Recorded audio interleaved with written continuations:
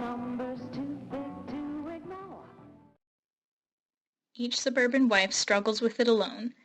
As she made the beds, shopped for groceries, matched slipcover material, ate peanut butter sandwiches with her children, chauffeured Cub Scouts and brownies, lay beside her husband at night, she was afraid to ask even of herself the silent question, is this all?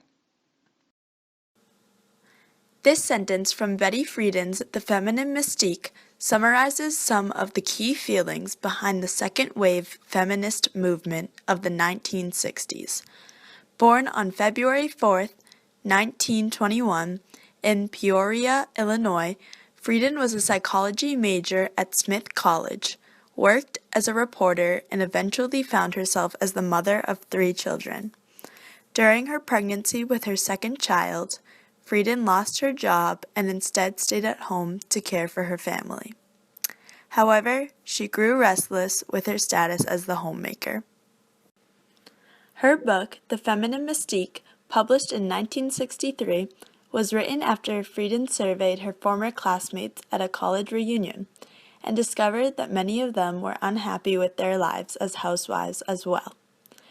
Friedan is often referred to as the mother of the movement, as the feminine mystique sparked critique of traditional gender roles for women, put down the image of a nuclear family, and made women throughout the nation ask themselves that silent question, is this all?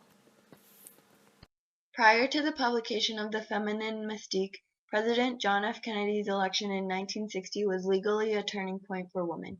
Kennedy's election signified the first time women were able to have high-ranking posts in administration. Esther Peterson was the Assistant Secretary of Labor and Director of the United States Women's Bureau under Kennedy. Kennedy's administration also saw the development of the oral contraceptive pills in 1960, which were later made available in 1961.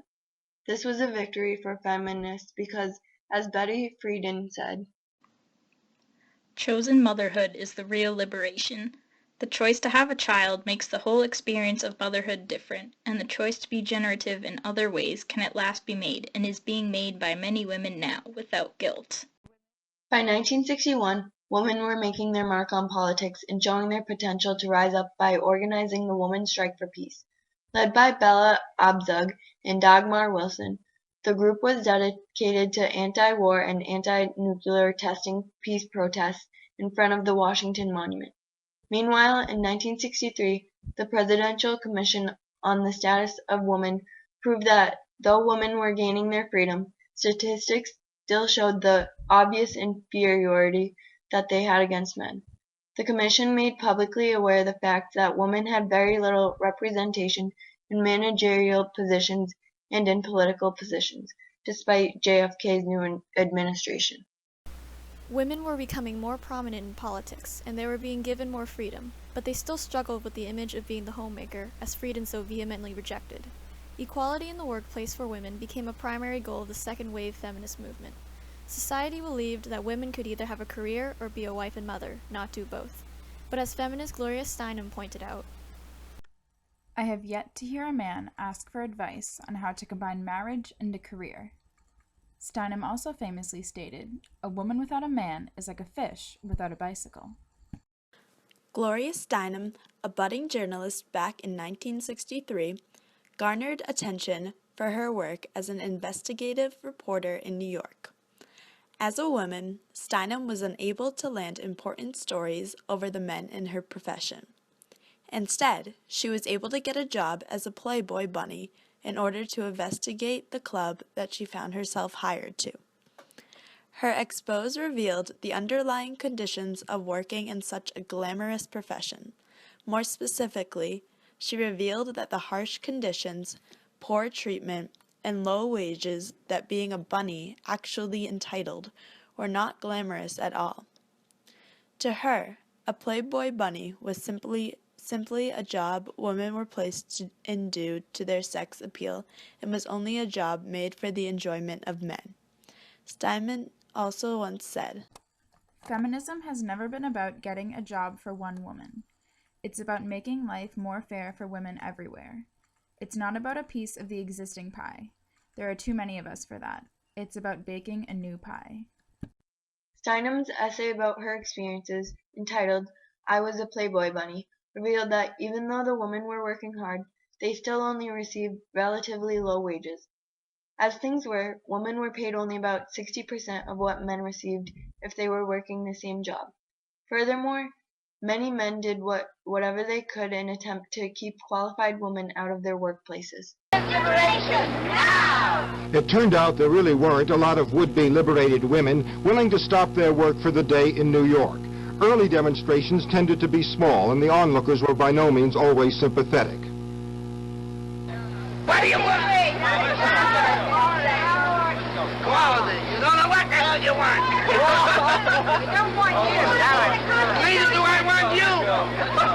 A few thousand did gather at City Hall to hear and cheer author Betty Friedan, the principal organizer of today's activities. On behalf of the unprecedented coalition of women that today called this strike to confront the unfinished business of our equality, women young and old, women black and white, women students, women grandmothers who fought for the original right to vote, women Republicans, Democrats, Socialists, young radical women, establishment women, rich women who know that all women are poor, housewives, professional women, women who are famous, but no woman makes it alone, and that's all women are equal and free. The really big crowd didn't turn out until after the working day had ended. A march down Fifth Avenue and a mid-evening rally drew several thousand people, and there were men in the crowd along with the women. Through most of the day, the tone of the protest stayed moderate and orderly.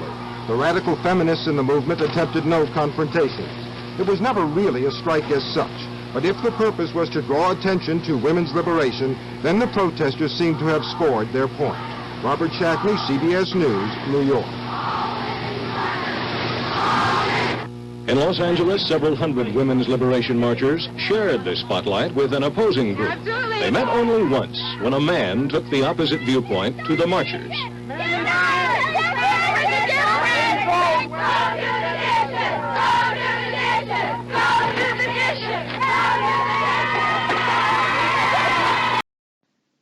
In almost every professional field, in business and in the arts and sciences, women are still treated as second-class citizens.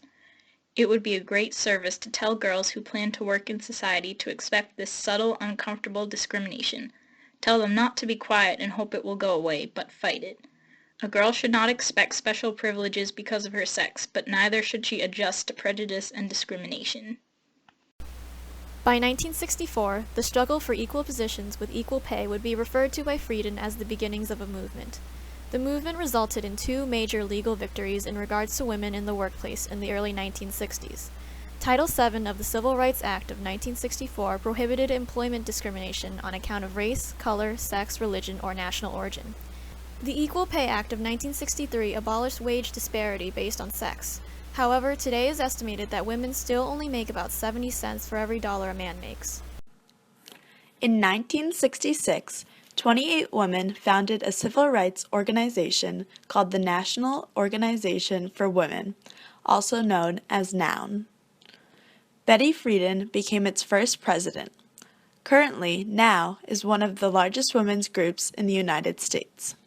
NOW advocated for equal rights for both men and women.